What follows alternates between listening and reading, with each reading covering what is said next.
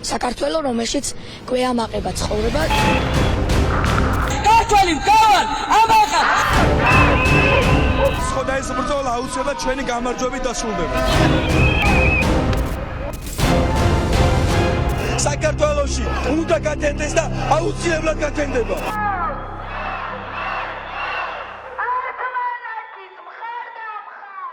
იცით რა არის ყველაზე ძვირადღირებული სიტყვა ქართულ პოლიტიკაში? უფასო ჯანდაცვა, უფასო განათლება, უფასო სახლი. ბოლოს იქამდე მივედით, რომ ხელისუფლების შესაძლებლად პოლიტიკოსებს უფასო ფულის დაპირება დასჭირდათ. ყოველ არჩევნებამდე ერთი და იგივე და ყოველ ჯერზე ერთი და იგივე შედეგი. цаრიელი ჯიბე, სავსე ბიუროკრატია და კიდევ ერთი თაობა, რომელიც ელოდება სახელმწიფოს ნებართვას, რომ იცხოვროს, ან რომ გადარჩეს. და ყველაზე საინტერესო ის არის, რომ ამას ყველა ხედავს, ყველა მიცის, რომ ეს დაპირებები цаრიელია და მაინც რატომ ხდება ისე, რომ ყოველ ხელისუფალს ამ ფუჭი დაპირებების გაცემა სჭირდება. როგორც თქვი, ბიძინა ივანიშვილი ხელისუფლებაში საერთოდ უფასო ფულის დაპირებით მოვიდა. ჩვენთან სიტყვა უფასო სინამდვილეში ნიშნავს, რომ გადასახად სიხდი არა ფულით, არამედ შენი თავისუფლებითა და პერსპექტივით. რატომ? იმიტომ რომ ტკბილი სიტყვა, თუნდაც ფუჭი, უკეთესია ვიდრე მწარე სიჩუმე ან სიმართლე. 70 წელი გქონდა ეს ექსპერიმენტი. სრული პაკეტი, დაუკითხავად. სახელმწიფო სამსახური ყველასთვის, სახელმწიფო საცხოვრებელი ყველასთვის, სახელმწიფო ჭეშმარიტება ყველასთვის. და რა მივიღეთ? ქარხნები, რომლებიც არაფერს აწარმოებდნენ, მაღაზიები, სადაც არაფერი იყიდებოდა, ადამიანები, რომლებიც მუშაობდნენ სამსახურებში, რომლებიც არავის სჭირდებოდა და სახელმწიფო იხდიდა ხელფასს, რომელიც არ ეკუთვნოდათ ფულით, რომელიც არ არსებობდა. 70 წელი საკმარისი არ იყო? თუ უბრალოდ ეტიკეტი შევცვალეთ და ისე იგივე გვინდა. დღეს ეს იდეოლოგია უბრალოდ რებრენდინგს გადის. საუბრობენ სკანდინავიურ ქვეყნებზე, მაგრამ ერთი კითხვა, საიდან მოვიდა ეს სიმდიდრე, რომელსაც ახლა ინაწილებს? ეს ქვეყნები ჯერ გამდიდრდნენ. ბაზარი, ინდუსტრია, კერძო კაპიტალი, ინოვაცია. და მხოლოდ ამის შემდეგ დაიწყეს გადანაწილება. შვედეთმა მე-19 საუკუნის ბოლოს, მე-20 საუკუნის შუამდე ააშენა ერთ-ერთი ყველაზე თავისუფალი, ყველაზე სწრაფად მზარდი საბაზრო ეკონომიკა. Volvo, Ericsson, IKEA, არც ერთია სოციალიზმის პროდუქტი. ეს კერძო კაპიტალის ინდივიდუალური რისკის და თავისუფალი ბაზრის პროდუქტია. და შემდეგ, როცა სიმდიდრე უკვე არსებობდა, დაიწყეს მისი გადანაწილება. ეს არ არის სოციალიზმი, ეს არის მდიდარი ქვეყნის ფუფუნება. ღარიბი ქვეყნისთვის კი ეს სასურველ ილუზიად რჩება. არ შეიძლება ყიდულობდე Mercedes ველოსიპედის ფასად და თან გიკვირდეს, რატომ არ მუშაობს ძრავი. იმისათვის, რომ ქვეყანა ჩაითვალოს კაპიტალისტურად ან სოციალისტურად, იგი უნდა აკმაყოფილებდეს გარკვეულ ეკონომიკურ და ინსტიტუციურ კრიტერიუმებს. კაპიტალიზმის მოთხოვნები არის კერძო საკუთრება, საბაზრო განაწილება, მოგების მოტივი, უფლებების დაცვა. სოციალიზმის მოთხოვნებია სახელმწიფო ან საზოგადოებრივი საკუთრება, ეკონომიკური დაგეგმარება, წარმოება მოხმარებისთვის. სკანდინავიური ქვეყნები კლასიფიცირდება როგორც შერეული საბაზრო კაპიტალისტური ეკონომიკები. მიუხედავად იმისა, რომ პოპულარულ პოლიტიკურ რიტორიკაში მათ ხშირად სოციალისტურს უწოდებენ, ისინი მყარად კაპიტალისტურ კატეგორიაში შედიან რამდენიმე მიზეზის გამო. ამ ქვეყნებში ინდუსტრიებისა და საკუთრების აბსოლუტური უმრავლესობა კერძო მფლობელობაშია. ეს ქვეყნები თანმიმდევრულად იკავებენ წამყვან ადგილებს მსოფლიოში, ბიზნესის თავისუფლების, საინვესტიციო თავისუფლებისა და საკუთრების დაცვის რეიტინგებში. ისინი ეყრდნობიან გლობალურ თავისუფალ ვაჭრობას და საბაზრო კონკურენციას იმ სიმდიდრის შესაქმნელად, რომელიც აუცილებელია მათი სოციალური პროგრამების დასაფინანსებლად. ნორვეგია ნაწილობრივი გამონაკლისია სტრატეგიულ სექტორებში სახელმწიფო საკუთრების მაღალი წილის გამო. თუმცა ეს სახელმწიფო საწარმოებიც კი იმართება ისე, როგორც კერძო კორპორაციები და კონკურენციის უწევებს სხვებს გლობალურ კაპიტალისტურ ბაზარზე. რატომ უყვართ ხოდა სოციალისტებს სკანდინავიური ქვეყნები? იმიტომ რომ სოციალისტებს არასდროს ჰქონიათ წარმატებული ქვეყანა. სოციალისტი ჩავარდა, ვენესუელა ჩავარდა, კუბა ღარიბია, ჩრდილოეთ კორეაზე კომენტარი ზედმეტია. შვედეთი კი მდიდარია, ჯანდაცვა კარგია, განათლება უფასოა. ასე რომ სოციალისტი იტყვის კიდევაც, ეს ჩვენი მოდელია. მაგრამ ეს არა ფაქტობრივი, არამედ ბრენდინგის პრობლემაა. ისინი ირჩევენ შედეგს და უარყოფენ მიზეზს. შედეგი არის კეთილდღეობა, მიზეზი კი კაპიტალიზმი. პოპულისტი შენთან სახლში მოვა, ფეხს მოგტეხავს, ყავარჯენს შენივე და ხალხის ფულით ნაყიდს მოგცემს და ამას სოციალურ პოლიტიკას დაარქმევს. ყოველ ჯერზე ჯერ ქმნიან პრობლემას, შემდეგ ყიდიან გამოსავალს. საქართველო 2026 წელს ვერ იყიდის შვედეთის 1975 წლის მოდელს. ჯერ უნდა ააშენო ის, რასაც ანაწილებ. ჯერ უნდა შეიქმნას სიმდიდრე და მერე უნდა გადანაწილდეს. სიმდიდრეს კი სახელმწიფო არ ქმნის, მას ქმნის ადამიანი, რომელსაც აქვს უფლება სცადოს. წარუმატებლობის შემდეგ კი კიდევ სცადოს.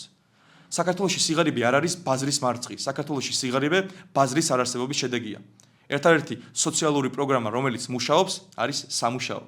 რეალური სამუშაო, არა ქაღალდზე არსებული თანამდებობა, არა დასაქმების პროგრამა, რომელიც არაფერს ქმნის, არამედ სამუშაო, რომელიც არსებობს. იმიტომ რომ ვიღაცას სჭირდება შენი შრომა. და ამ სამსახურს სახელმწიფო არ ქმნის. მას ქმნის ადამიანი, რომელსაც მიეცა უფლება რომ რისკი აიღოს, ადამიანი, რომელმაც იცის რომ თუ გაიმარჯვა, მოგება მისია, თუ წააგო, პასუხისმგებლობაც მისია. ეს არის ეკონომიკური თავისუფლება და ეს არის ერთადერთი სოციალური პოლიტიკა, რომელსაც ოდესმე უმუშავია. პოპულიზმი ტკბილია, რადგან ადამიანი ტკბილს ირჩევს, განსაკუთრებით მაშინ, როცა შია, განსაკუთრებით მაშინ, როცა დაღლილია, განსაკუთრებით მაშინ, როცა უკვე აღარაფრის ჯერა, მაგრამ შხამი ტკბილი რომ იყოს, შხამობას არ წყვეტს. ისინი კვირდებიან უსაფრთხოებას თავისუფლების სანაცვლოდ, მაგრამ გახსოვდეთ, ვინც უსაფრთხოების გამო თავისუფლებაზე უარს ამბობს, საბოლოოდ ორივეს კარგავს. დღევანდელ სტუმართან ბევრი განსხვავებული აზრის გარდა, როგორც აღმოჩნდა, უფრო მეტი თანხმობა მქონია. დავიწყოთ. დღეს ჩვენი სტუმარი არის მოძრაობა სოციალური დემოკრატიისთვის ერთ-ერთი წარმომადგენელი გოთა. როგორ ხარ? კარგად, მადლობა მოწვევისთვის. პირიქით, მადლობა შენ რომ მოხვედი ჩვენთან და შენი მსოფლმხედველობა და ფილოსოფია რომ დავინახო, როგორ წარმოგიდგენია, როგორ და რა მიმართულებით უნდა კეთდებოდეს პოლიტიკა საქართველოში. ხო, პრინციპში ერთი მხრივ სახელიდან გამომდინარე ჩვენი მოძრაობის მარტივი არის სოციალ-დემოკრატიული. რას გულისხმობთ სოციალურ დემოკრატიაში? გეტყვით, ეხავე ცხადია მემარცხენე შეხედულება არის. თუმცა ეს არის რადიკალური, ასე ვთქვათ, სხვებისგან განსხვავებით, ხო იყო ჩვენთან არსებობენ მემარცხენეები, ვინც უფრო რადიკალურად უყურებენ, ვთქვათ, პოლიტიკურ ვითარებას და გადაჭრის გზებს. ამ შემთხვევაში ჩვენ გვჯერა დემოკრატიის, თუმცა არ გვჯერა ისეთი დემოკრატიის, რომელიც არ არის სოციალური, ხო? რომელიც მათ შორის, ვთქვათ, რესურსების თანასწორ გადანაწილებაზე არის ორიენტირებული და ასე შემდეგ, ხო? ხა მე მაგალითად განათლების სფეროში ვმუშაობ, მეწილად სასკოლო განათლების მიმართულებით და ისეთ საკითხებს ვლობირებ, ასე ვთქვათ, როგორც არის, ვთქვათ, სასკოლო კვება, უკეთესი შრომითი პირობები მასწავლებლებისთვის, ბაღის აღზრდებლებისთვის და ასე შემდეგ.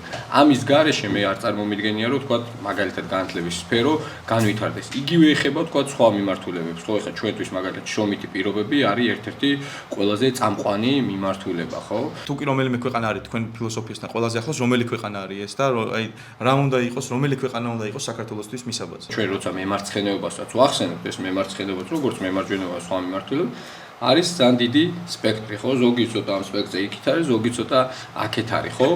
ამიტომ რთულია თქვა, რომ აი რაღაც რომელიღაცა ერთი კონკრეტული ქვეყანა ან რაღაცა საკითხი არის ჩვენთან ძალიან ახლოს. მე მაგალითად ვსწავლობდი შვედეთში საბაკალავრო საფეხურზე და ზოგადად სკანდინავია ჩემთვის არის ნამდვილად მისაღები მეტწილად რაც დავასახელი, ხო, განსაკუთრებით განათლების მიმართულებით, ხო?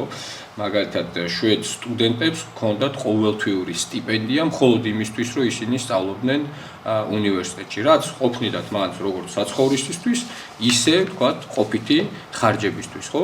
ამიტომ აი, როგორც ვთქვი, ხო, ეს არის კეთილდღეობის სახელმწიფოებს, რასაც ეძახიან სკანდინავიური მოდელი. მოხარული ვარ რომ სკანდინავიური ქვეყნები ახსენე.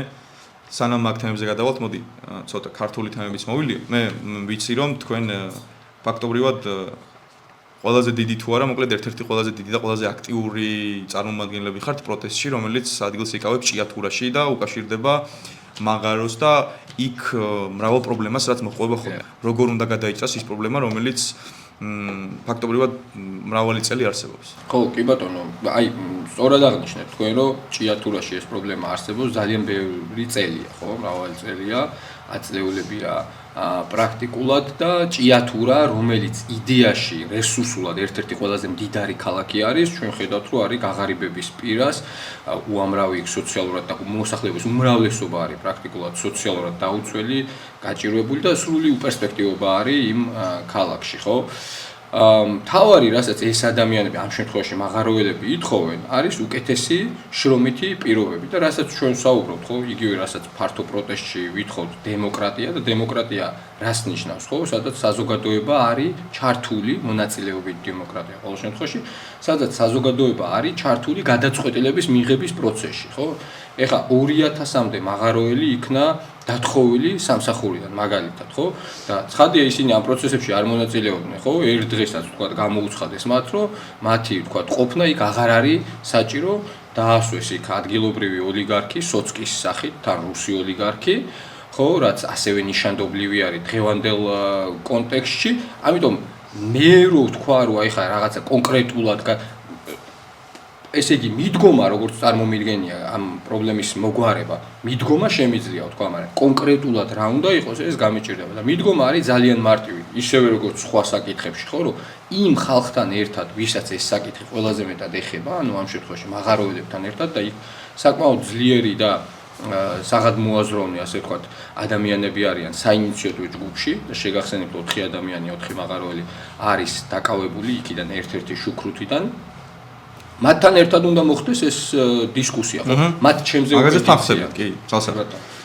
მაინც როცა ვკითხულობდი, რაღაცა ინტერნეტში მოვიძიე ინფორმაცია თქვენზე და ჭიათურასთან დაკავშირებით თქვენს პოზიციებზე, რაღაცა მრავალჯერ ამომიგდო მოკლედ რენაციონალიზაციის საკითხი, როგორც გოტას გადმოსახედი როგორ არის, მიდგომა გასაგებია და მაგაზე ვთანხმდებით და თითქმის ყველაფერში კი არა და ყველგან და ყველაფერში ეგ გადაჭრის გზა წარმომიდგენია მე პრობლემებისათვის და მიდგომა მოკლედ მიდგომაზე ვთანხმდებით, მაგრამ თუ კი მაინც მეთოდიკას ავირჩევთ, იმიტომ რომ მაინც არსებობს ხო რაღაცნაირი შეიძლება იყოს ეს სტერეოტიპი იყოს, შეიძლება რაღაც წინასწარ ჩამოყალიბებული აზრი იყოს, რომ ნახან მე მარცხენეები ხართ, თქვენთვის ესე იგი აპრიორი რენაციონალიზაცია უნდა იყოს პრიორიტეტი. ჩვენთვის ეს მიუღებელი საკითხი არ არის, რომ თქვათ ნაციონალიზაცია შეიძლება იყოს აქედან გამოსავალი, იმიტომ რომ ნებისმიერ თქვათ აი ამ გადაწყვეტილების მიღების პროცესში საჭირო არის თქვათ რესურსების გაანგარიშება, მონაცემების დათვლა, იმ როგორც ვთქვით ხო, იმ ხალხისთვის თქვათ აზრის მოკითხვა და ასე შემდეგ.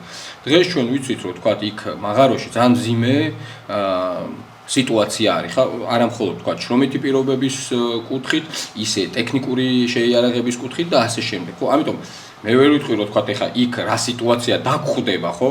შესაძლებელია რომ ნაციონალიზაცია იყოს უკეთესი გამოსავალი, შესაძლებელია რომ თქვათ ამ შემთხვევაში აი როგორც დღეს არის, თქვათ კერძო კომპანია განკარგავდეს, თუმცა გაცხადია უფრო ისეთი მკაცრი რეგულაციებით, ვიდრე დღეს არის, ხო? როცა თქვათ სახელმწიფო და კერძო კომპანია ფაქტობრივად გარიგებულები არიან და ერთი მეორეს ხელი-ხელს ბანს როგორც იციან. მე მოხარული ვარ მაინც რომ რაღაცა ერთი კონკრეტული და მკაცრი მიმდინარეობა არ არის და განსხვავებული აზრები თქვენს პარტიაშიც მოძრაობაშიც მათ შორის ეს მხოლოდ მიხარია და ეს კარგია. მოდი გადავიდეთ მაშინ ცოტათ ჭიათურას მოვშორდეთ, გადავიდეთ ჰესების თემაზე. ჯერ სანამ ზოგადად ჰესების ამბავზე დავიწყებ, მე ჩემს პოზიციას დავაფიქსირებ, რომ დაახლოებით წარმოდგენა შეგექმნას, რაზე უნდა ავაგოთ მსჯელობა. ანუ რა თქმა უნდა, ყველაზე მასშტაბური ესე ვთქვათ, განხილვის საგანი ჰესებთან მიმართებაში ბოლო წლებში განსაკუთრებით ეს არის ნამოხვან ჰესი და აქ მე მინდა ჩემი პოზიცია დავაფიქსირო. ზოგადად ჰესი მე მგონია განვითარების და კეთილდღეობის ამბავი და დაცულ პირობებში, ანუ ყველა დაცულ სტანდარტის პირობებში ეს მხოლოდ მიხარია მე და ინიციატორი წივიქნები ფაქტობრივად, თუმცა ჩემი პოზიცია ნამოხვანთან მიმართებაში არის რა, რომ არ არსებობდა გარემოზე ზემოქმედების შეფასება, არ არსებობდა დანახარჯებისა და სარგებლის ანალიზი, რომ ხელშეკრულებით გათვალისწინებული არ იყო 115 წლის მერე სად მიდიოდა ეს ელექტროენერგია და თვითონ იუსტიციის სამინისტროს რეკომენდაციითაც კი ხელშეკრულება იყო გაუმართავი და თვითონ სისტემამაც კი თქვა, რომ ეს ხელშეკრულება არც ისე კარგი არის საქართველოს. ამაზე ვთანხმდებით. მაგრამ აქ ერთი დიდი მაგრამ რო დავამატოთ, რომ ყოფილიყო ზემოქმედების შეფასება, რომ ყოფილიყო იუსტიციის რეკომენდაცია, რომ ყოფილიყო დანახარჯების და სარგებლის ანალიზი, რომ ყოფილიყო ყველაფერი ის, მოკლედ რაც არის პრობლემა ნამოხვანის გარშემო, აი მანდ მაინტერესებს შენი პოზიცია. ყოველთვის საუბრობ ხოლმე რომ აი ჩემთვის ძალიან ღირებული არის რაღაცა კონკრეტულ საკითხზე როცა საუბრობენ ადამიანები და ვთქვათ ის პოლიტიკოსები რომლებიც ყველაფერზე ლაპარაკობენ ეს საბოლოო ჯამში არაფერზე. ხო, ეს ნაკლებად არის ხოლმე მისაღები, ამიტომ მეც ვთქვათ არ მინდა რომ ამას დავემსგავსო რომ ვთქვათ იქ ესებზეც ვილაპარაკო, ჭიათურის საკითხზე, ასე შემდეგ, ხო? განათლება არის ვთქვათ ის პრიორიტეტი და ის საკითხი რომელშიც მე მაქვს კომპეტენცია და გამოცდილება და ამაზე ვთქვათ შემიძლია რომ საფუძვლიანად ვილაპარაკო. ბუნებრივია როგორც მოძრაობის წარმომადგენელი ამ საკითხებზე ვთქვათ ღიად ვსაუბრობ და ჩვენ აი პირველ საკითხზე როგორც ვთქვით და თქვენც როგორც დამეთანხმეთ, ხო? თუ ვთქვათ პროცესი, აი ესე იგი დემოკრატიულად არ მიდის, მონაწილეობით დემოკრატიას გულისხმობ და იქ ადგილობრივი მოსახლეობის ინტერესი არ არის გათვალისწინებული, ხო, მაშინ აქ ჩნდება ეჭვები, რომ ესე იგი ის ხალხი უგულებელყოფილია, ხო? მე შეგახსენებთ, რომ მაგალითად ის ადამიანები ითხოვდნენ არაერთხელ შეხვედრას, თქვათ, ეკონომიკის მინისტრთან, თურნავასთან ჰქონდათ შეხვედრები და გაიქცა თურნავა შეხვედრებიდან და ასე შემდეგ, ხო? მერე მილიონი რაღაცა დააბრალეს იმ ადამიანებს, პოლიცია მიუგზავნეს, ცემეს, დაარბიეს და ასე შემდეგ, ხო? ისინი ითხოვდნენ კონტრაქტის გასაჯაროებას და ბოლოს, როდესაც ეს გასაჯაროდა კონტრაქტის გარკვეული დეტალები, ნახეთ, რომ ყველანაირ პასუხისმგებლობას თავის თავზე იღებდა სახელმწიფო და ფაქტობრივად არანაირ იმას. ხო, ამიტომ ბუნებრივია, ხო, თქვათ რაღაცა თუ შევაფასებ და სარგებელი მეტი ექნება, თუ ადგილობრივი მოსახლეობა, თქვათ, თანახმა იქნება, ხო, ეხა იქ ბუნებრივია ჩვენ ვინ ვართ, რომ რაღაცა უარი ვთქვათ, ხო, ამიტომ მე პირადადაც და ჩვენი მოძრაობაც ჩვენ არ ვართ რაღაცა ჰესების აბსოლუტურად წინააღმდეგი და მარგინალურ საკითხად ამას არ ვუყურებთ. უბრალოდ აი როგორც თქვი, ჩვენს ამოსავალი წერტილი პირველ რიგში არის ადგილობრივი მოსახლეობის ინტერესი, მათი საჭიროებები და ამ წლების მანძილზე ჩვენ ხედავთ, რომ პრაქტიკულად არც ერთ შემთხვევაში, ხო, იქნება ეს ჭიათურა, შუქუთი, დრუთი თუ ამ შემთხვევაში ნამოხვანის შემთხვევაში არც ერთხელ არ იყო გათვალისწინებული. ამდენი რაღაც პრობლემა მომიზადებია მე საბოლოო ჯამში, იმიტომ რომ რაღაცნაირი ტენდენცია არსებობს, რომ მემარცხენეებისთვის რა თქმა უნდა ის რაღაც სტერეოტიპულად მოდი ვისაუბრებ, იმიტომ რომ მაინც პოპულარული აზრი ეს არის, რომ მემარცხენეებისთვის სარგებელი ეს იქნება ინდივიდუალური თუ საჯარო სარგებელი, ხშირ შემთხვევაში არ არის პრიორიტეტი, როცა საქმე მიდის გარემოს დაცვასთან ან რაღაცა მსგავს საკითხებთან დაკავშირებით და ძალიან გამიხარდა, რომ ეს შენი აზრი მოკლედ იმას გულისხმობს, რომ აპრიორი არაფრის წინააღმდეგი და არაფრის ესე ვთქვათ მომხრე არა ვართ, ეს ყველაფერი უნდა გადაწყდეს რაღაცა კონკრეტულად ნამოხვანესი უნდა აშენდეს თუ არა უნდა გადაწყდეს იქ და ჭიათურა როგორ უნდა ჭიათურას პრობლემები როგორ უნდა მოგვარდეს ეს უნდა გადაწყდეს ჭიათურაში. ეს მე მიხარია მართლა, იმიტომ რომ რაღაცნაირად არსებობს დამოკიდებულება რომ მე მემარჯვენე შენ მემარცხენე და ჩვენ შეუძლებელია რომ რაღაცაზე შევთანხმდეთ და ეს აპრიორი ჩვენი დაპირისპირება უნდა იყოს ყველგან და ყოველთვის ეს და ამ სტერეოტიპს რო ვანგრევთ ახლა ფაქტობრივად მე და შენ მიხარია ძალიან მოხარული ვარ ეს რადიკალური გზა იყო ხოლმე თქვა გამოსვლა ანეს არა და შუაშიც რაღაცა არის ან ყოველთვის თუ არა ხანდახან არის ხო ანუ თავის მხრივ ეხა აი ჩვენ ხო ხშირად მე რამდენი ვახსენე თქვა ეს სოციალ-დემოკრატიაც ხო თავის მხრივ არის რაღაც გარკვეულწილად რაღაცა მემარცხენე მაგრამ უფრო კომპრომისული ვერსია თქვა უფრო რადიკალურ მემარცხენეობასა და უფრო ცენტრისტულ თქვა კარგი, იმიტომ რომ ჩემს წარმოდგენაში სკანდინავური ქვეყნები ცალსახად კაპიტალისტური ქვეყნებია და სოციალისტებს უნდათ რომ ეს მიისაკუთრონ ხუმრობით ვიტყვი, მაგრამ მაგასთან გადავალთ. ნუ ეს კითხვაც მქონდა მე ბალდასთან დაკავშირებით, მაგრამ პასუხი გასაგები არის რომ უნებრივია ისინი განსაკუთრებულ არაფერს არ ითხოვენ და გადაწყვეტილებები მოკლედ კანონდარღვევები უნდა აღმოიფხვრას და გადაწყვეტილებები ბალდელებმა უნდა გადაწყვიტონ თვითონ ბალდაში რა როგორი განვითარება ურჩევნიათ. ალბათ სწორად ნუ ცხადია, ოღონდ ესე იგი არამხოლოდ ცხადია ბალდელი. არა, რა თქმა უნდა, უბრალოდ ეს საზოგადოებას დემოკრატიული გადაწყვეტილება და 40 წლით გადასცეს იჯარი თქვათ ის ნახე მე საშინელება და ისინი არაფერს არ ითხოვენ განსაკუთრებულს. მე ველოდებოდი რაღაცა მე ცოტათი მაინც მემარცხენე ნარატივს ან რაღაცა მსგავს ან რაღაცა ისა და შევდივარ და ეს ადამიანები უბრალოდ ითხოვენ იმას რომ თვითონ იცოდნენ უბრალოდ რას უპირებენ ბალდას და განვითარების და რაღაცა ინოვაციების თუ ინვესტიციების წინააღმდეგი არავინ არ ვართო ამას ამბობენ თვითონ და ხო რა თქმა უნდა უბრალოდ ეს ინვესტიციები თქვათ მათ შორის თქვათ ქვეყნისთვის სასარგებლო უნდა იყოს და როდესაც ძალიან საეჭვო პირობებით არის გადაცემული, ძალიან საეჭვო ხალხზე არის გადაცემული, ბუნებრივია რომ იქ აი მინისტრის დედა რო წილს ფლობს რაღაცა, ნუ იქ ყველაფერი გასაგებია. ნუ კანონდარღვევებში შეგვიგულის. კარგი, იდეაში ყველაფერი მოვილიეთ სკანდინავური ქვეყნებზე აი ნამდვილად დასტამა. დიახ. ეს არის ქვეყნები, რომლებიც რიგრიგობით და თანმიმდევრულად თავისუფლების ინდექსში ეს იქნება მაღალი ეკონომიკური თავისუფლება, ინდივიდუალური თავისუფლება თუ ასე შემდეგ. იკავებენ მოწინავე ადგილებს, რაც მოდი ვთქვათ, რომ მიუხედავად იმისა, რომ თეორია შეიძლება არ, მაგრამ პრაქტიკაში მაინც ამას ეს სოციალისტურ ქვეყნებს არ ახასიათებთ და ბაზარზე დამოკიდებულება რაც არის და ერთადერთი კომპრომისი, რაც შეიძლება წავიდეთ ამ ცოტათი სოციალისტურთან მაინც ახლოს რომ მივიდეთ, ეს არის მაგალითად გამონაკლისი ნორვეგია, რომლის ნავთობიც მაგალითად სახელმწიფო საკუთრებაში არის, თუმცა ეს საკუთრება იმართება როგორც კერძო სტრუქტურა და კერძო კორპორაცია და ისინი კონკურენციას უწევენ როგორც სხვა კერძო ესე ვთქვათ ობიექტები და ბიზნესები გლობალურ კაპიტალისტურ ბაზარზე. ამ პატარა რაღაცა ჩემი მონოლოგის შემდეგ მაინც მინდა შენი აზრი რომ დავინახო და რაღაცა გამაგონო რატომ არ უნდა მივიღწოდეთ იმისკენ რაც ეს ამ ადამიანებმა გააკეთეს, ანუ ჯერ გამდიდრდნენ, ჯერ კაპიტალიზმის ყველა სიკეთე მოიპოვეს და მერე გადავიდნენ რედისტრიბუციაზე.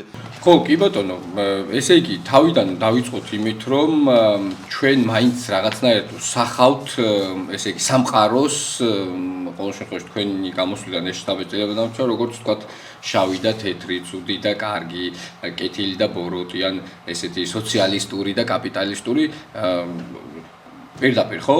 როდესაც ვთქვათ, აი თუნდაც, რა ვიცი, ამერიკის შეერთებული შტატებიც რომ ავიღოთ, იქ ვთქვათ, ისეთი სოციალური პოლიტიკა აქვს ზოგიერთ შტატებში, რომ მართლა აი მემარცხენე და ვინც არის მონიშნული, მკაცრად იმათაც კი გაუკვირდებათ, ხო? ამიტომ დღევანდელ სამყაროში, ვთქვათ, ასეთი ხისტი გადანაწილება ალბათ რთული იქნება, სავარაუდოდ ამაზე შევთანხმდებით, ხო?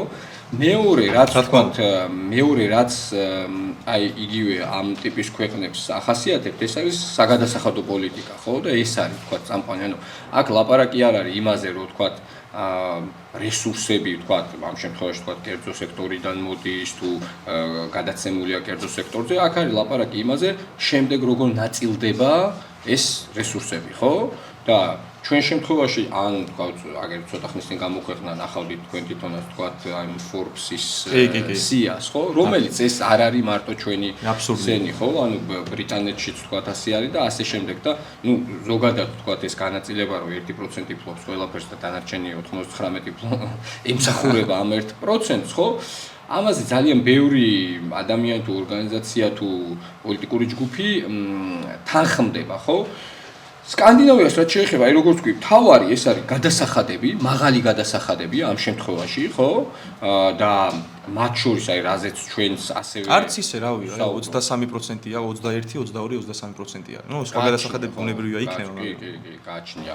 და იგივე ხო, ანუ თქვენ თქვათ ამ შემთხვევაში მაგალითად გამორჩენილი გქონდათ იგივე განათლების პოლიტიკა და განათლების უფასო განათლება ბუნებრივია და ხელმისაწვდომი განათლება არის და სოციალური პოლიტიკა აქაც ხო როგორია ხო მაგრამ ეს არის კაპიტალიზმის სიკეთეები ანუ კაპიტალიზმმა მოიტანა ის რომ ამ ადამიანებს და ამ ქვეყნებს აქვთ ფუფუნება რომ ჰქონდეთ ძლიერი სოციალური პოლიტიკა უფასო განათლება არ ვიცი კვება სკოლებში თუ ისაკითხები რაზეც თქვენ საუბრობთ კი ბატონო უტოპიასთან ყველაზე მიახლოებული რაც არის ეს უტოპიასთან მიახლოებული არა კარგი გაგებით ვამბობ მე ანუ უტოპია ხო საკუთარი დეფინიციით არის ის რაც არის ყველაზე კარგი მაგრამ ამავდროულად შეუძლებელი და აქ ჩვენ რეალურად არსებობს ეს ქვეყნები და არის უტოპიასთან ყველაზე მიახლოებული რაც კი შეიძლება შექმნას ადამიანმა და შეიქმნა ვხედავთ ჩვენ და ეს არის კაპიტალიზმის სიკეთე ანუ კაპიტალიზმისგან წამოსული უკვე შემდგომში ამ მოთხოვნილებებს და ამ მიზნებზე გადანაწილებული ესე ვთქვათ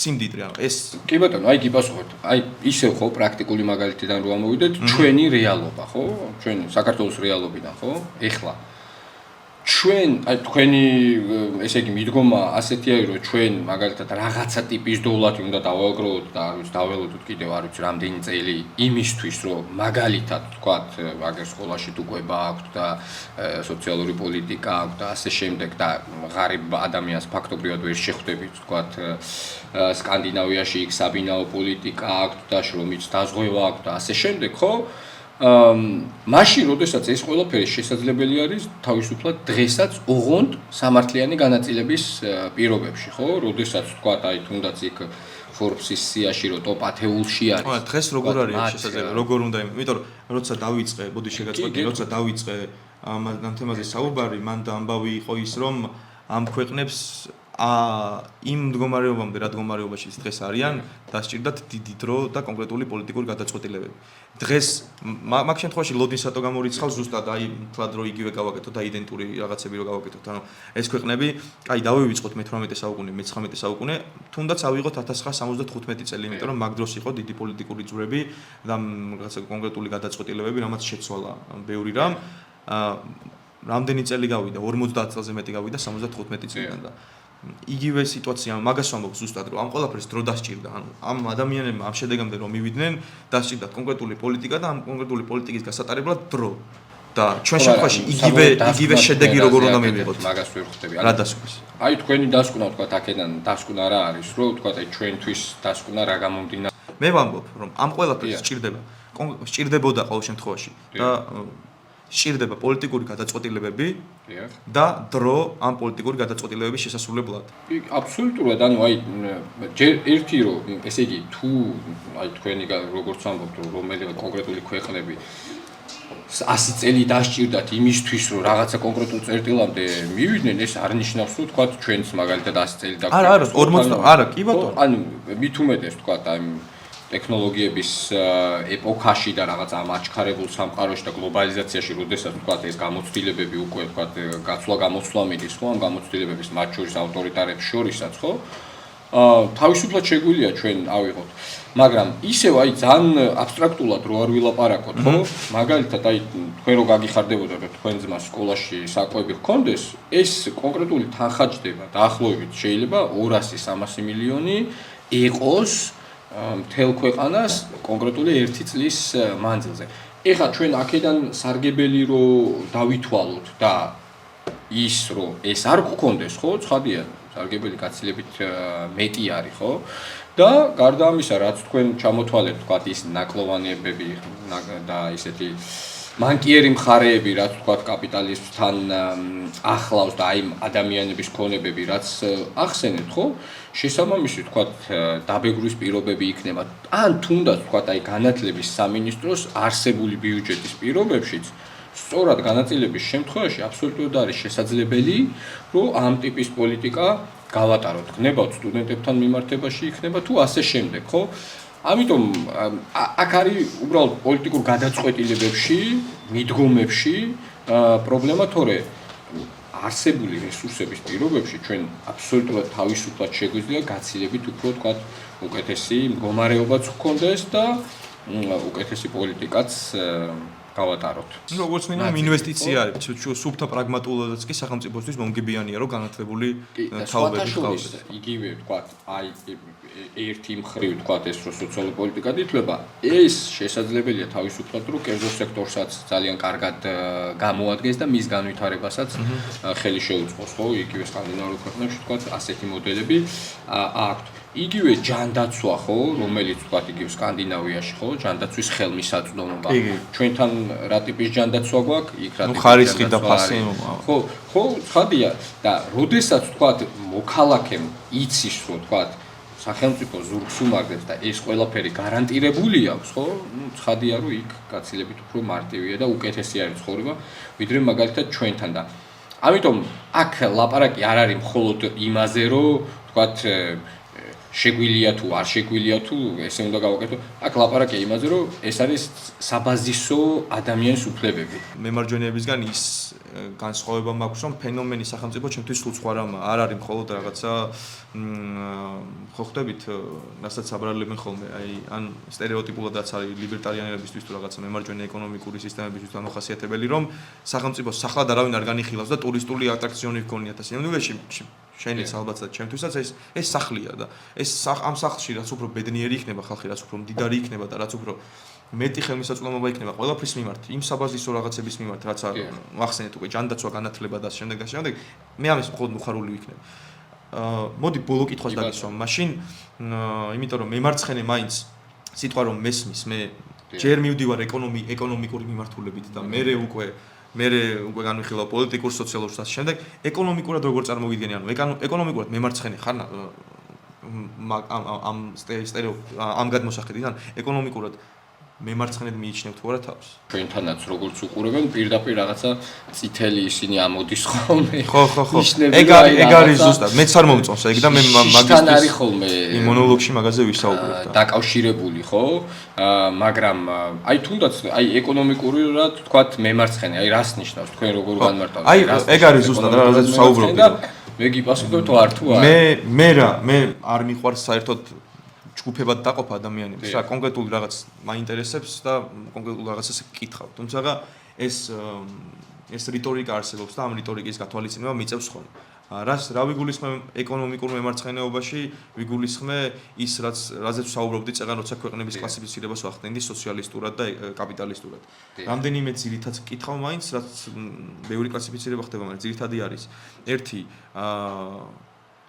ვის ხელში უნდა იყოს საკუთრება, რამდენად დიდ როლს ხედავ შენ ამ შემთხვევაში სახელმწიფოს ამ არ ვიცი ბიზნეს თუ სხვადასხვა ამ ყველაფერს რაზეც ვისაუბრეთ ჩვენ ეგ მარტივი კითხვა არის ჩემთვის რა ჩემთვის პასუხიც მარტივი არის ხო იგივე თქვა მით უმეტეს იმ სფეროებში რაშიც მუშაობ ხო მე ჯერა რო თქვა იგივე ჯანდაცვა განათლება ეს არის საზოგადოებრივი საჯარო სიკეთე შესაბამისად აქ თქვა სახელმწიფოს რესურსები და პრიორიტეტები უნდა მიიმართებოდეს თქვა საჯარო სექტორის განვითარებაზე მაგალითად თქვა განათლებაში იქნება და იგივე ჯანდაცვაში თქვა მისი მე არ მჯერა თქვა ამ ჯანდაცვის სექტორის პრივატიზაციის გასხვისების განკერძოების ხო ანალოგიურად თქვა განათლებაში ამიტომ მე მჯერა თქვა ეს და კიდევ სხვა სექტორები მაინც თქვათ მეტწილად სახელმწიფოს კონტროლის ქვეშ უნდა იყოს, ოღონდ ეს არ გამორიცხავს, რომ თქვათ კერძო სექტორი არ უნდა არსებობდეს, მაგრამ მაგალითად განათლებაში დღეს ვიცით, რომ თქვათ კერძო სკოლებსაც თქვათ სახელმწიფო აფინანსებს. ამას მე მაგალითად განვიხილავდი და შევხედავდი, თქვათ ეს არის თუ არა, თქვათ სწორი პოლიტიკა. ხო, მადლობა მინდა გადაგიხადო დღეს სტუმრობისთვის. მადლობა თქვენ მოწვევით. ამ გადაცემის სახელი შეგახსენებთ მაყურებელსაც შევახსენებთ ფარიჯერ საქართველოა, რაც მარტივ რაღაცას გულისხმობს, ეს არის ფილოსოფია გაატარო ისეთი პოლიტიკა, რომელიც პირველ რიგში საქართველოს და ქართველების ინტერესებს იცავს და მოკლედ პრიორიტეტი ყოველთვის იქნება ეს. მადლობა კიდევ ერთხელ შენ.